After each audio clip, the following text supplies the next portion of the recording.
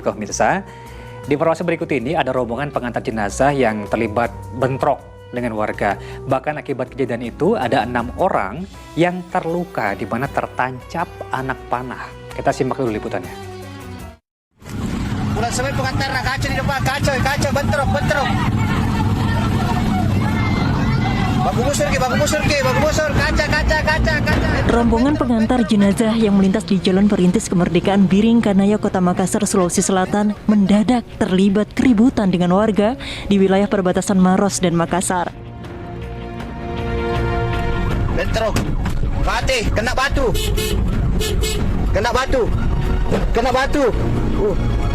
Yang ku saya bro, bukan saya bro.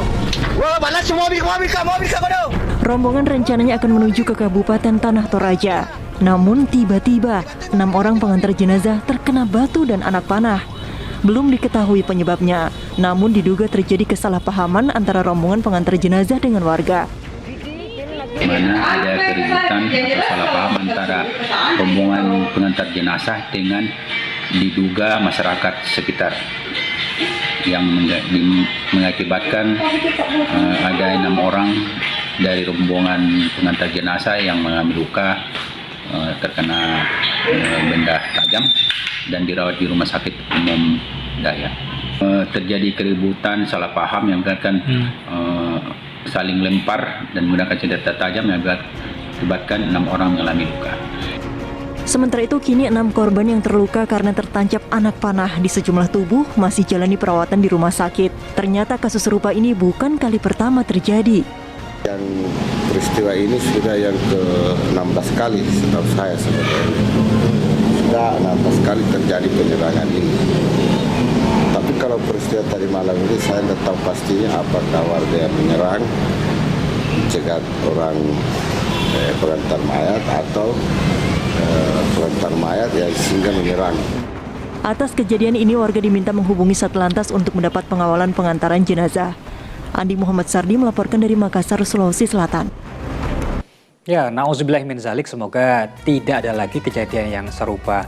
Ustaz, kita sering mendengar bahwa memang pesan Nabi Shallallahu Alaihi Wasallam mengajarkan kita agar dalam mengantar jenazah itu hendaklah mempercepat prosesnya, baik itu langkah ataupun juga penyegeraan dalam penguburan.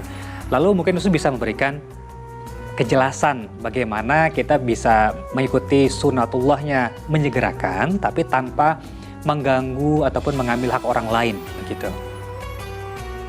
Ya Mas Jemi, betul Nabi menuntun agar kita menyegerakan seluruh proses pemulasaran jenazah dari mengkafankan, mensolatkan, mengkebumikan ya sampai selesai tentu di ruang pengebumian.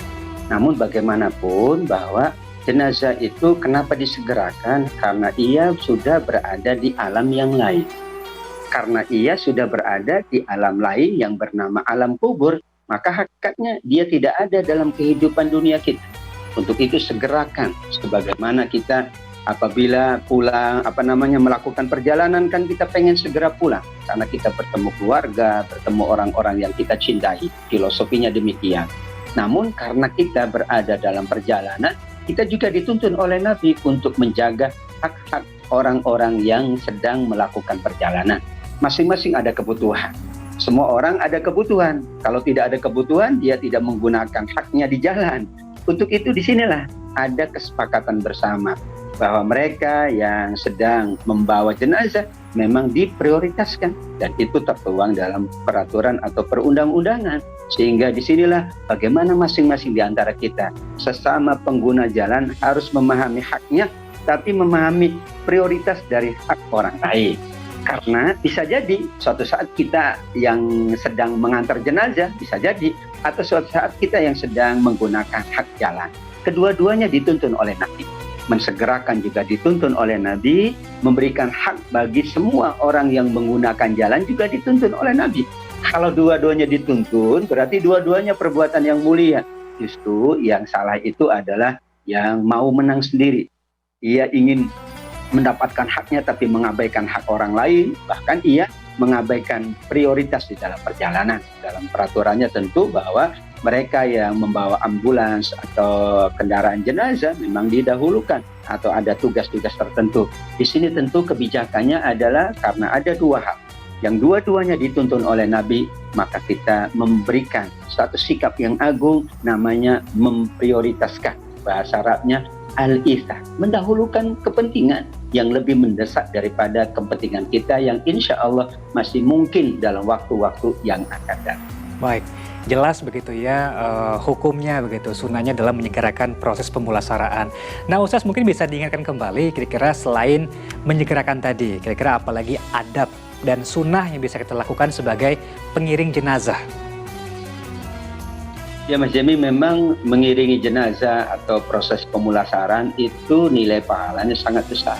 Kalau bahasa Nabi itu kalau sampai ke liang kubur, maksudnya sampai ke TPU, nilainya mendapatkan 2 gunung emas, yaitu gunung emas sebesar gunung Uhud. Tapi kalau sampai sholat saja tidak ikut sampai ke tempat pengebumian, maka nilainya mendapatkan 1 gunung emas, yaitu sebesar gunung Uhud. Itulah nilai pahala. Karenanya hampir para sahabat semuanya berusaha untuk datang. Kalau tidak sampai akhir, maka dia sampai mensolatkan dan syukur-syukur sampai akhir. Ada beberapa catatan yang kita dapatkan dari Imam Al-Ghazali dalam bukunya Majmu'atur Rasail. Kata beliau, di antara adab kita dalam kita menjalankan kewajiban fardu kifayah kita kepada jenazah, yang pertama tentu kita juga khusyuk dalam menjalankannya. Tidak ada bercakap-cakap yang berlebih-lebihan, tidak pula sambil bergurau dan sebagainya. Khusyuk itu adalah untuk menenangkan jenazah. Kalau kita khusyuk, mengingat Allah, berzikir dalam memulasar jenazah, maka jenazah pun akan merasakan ketenangan. Tapi kalau kita berisik gitu ya, bercanda berlebih-lebihan, tentu akan mengganggu proses kekhusyukan. Yang kedua juga bahwa tidak bercakap-cakap tentang jenazah, tidak boleh. Kecuali kebaikan-kebaikan. Kalau kebaikan-kebaikan jenazah layak untuk kita sampaikan bahwa alhamdulillah jenazah ini yang kami tahu adalah kebaikan-kebaikan. Keburukan-keburukannya tidak boleh disampaikan, tidak boleh disebarkan. Justru itu akan menjadi evaluasi kita bahwa kita datang ke tempat ini juga menjadi evaluasi. Bisa jadi kita juga akan seperti mereka ini, karenanya diharamkan bahkan oleh Nabi untuk berbicara tentang keburukan jenazah. Yang ketiga, bahwa jenazah ini hakikatnya adalah sahabat kita, saudara kita, keluarga kita. Dan mereka, para jenazah ini juga sangat membutuhkan bantuan kita. Bantuan yang dibutuhkan adalah doa-doa kita. Doanya juga dibebaskan oleh Nabi, kecuali ada doa ketika sholat. Tapi setelahnya kita doakan apapun. Dan jangan lupa, setelah mendoakan jenazah, doakan keluarga jenazah, karena mereka akan melanjutkan kehidupan pasca wafat keluarganya, insya Allah. Baik, Ustaz, ini terkait dengan pemulasaraan ini ya, saya juga sempat sering mendengar bahwa beberapa keluarga ataupun rekanan dari almarhum ataupun jenazah ini menyatakan, saya bersaksi bahwa almarhum atau almarhumah adalah orang yang baik. Nah, apakah hal itu bisa meringankan begitu ya dosa dari almarhum almarhumah atau selayaknya doa yang kita panjatkan, Ustaz? Seperti apa sebenarnya hukum itu? Ya, bersaksi atas kebaikan mayit adalah dituntun dengan surat Al-Baqarah 143, bahwa kita dijadikan saksi atas orang lain, saksi kebaikan. Nabi menjadi saksi atas umatnya, kita menjadi saksi atas sahabat kita, keluarga kita, atau rekan-rekan kita. Yang kedua, Nabi juga pernah dalam dalam sebuah prosesi pemulasaran jenazah, Nabi mengatakan wajabat. Maka terkejutlah para sahabat.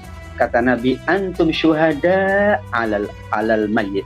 Kalian ini menjadi saksi di dunia dan nanti kalian menjadi saksi di yaumil akhir. Untuk itu kita persaksikan yang baik-baik. Insya Allah akan menambah lagi ampunan dosanya, menambah lagi pahala bagi mayit. Karena itu menjadi tuntunan dari baginda Nabi. Dan kita hindari tentu hal-hal yang bertentangan. Ditambah dengan doa-doa tentu lebih baik lagi.